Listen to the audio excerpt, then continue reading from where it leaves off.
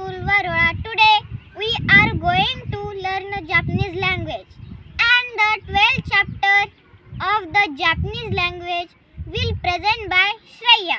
Itiru desuno suto wadiru katodiru wadiru sorogamas soroga utau soroga denu sotono kotono khatono peroso kotoma denkishmas matono motemus matono hinni motemus ka Turo gaski soroshilo imasuduru kame watashi wa kame watashi no denu watashi no waru watashi wa manonde kanoja wa peru desu watashi wa kame denu iridinas kanoja wa kame sado watashi wa denu de mane kanoja wa denu de seno watashi wa dedello desu kanoja wa denu keno keno watashi wa eno lagre mas kanoja wa denu de kirde mas kanoja wa sinne hinde कानोजवा दे देनो सेतो कानोजवा वारू दे सेतो वाताशिवा देनु दे कोरदे कोरदे कानोजवा देनो कामे गुरुदानी देसु आरी go to गोदाई मस.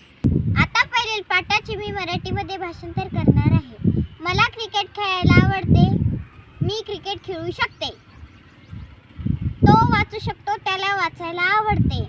ती चित्र काढू शकते, तिला चित्र काढायला आवडते. मी खेळू शकते, मला खेळायला आवडते.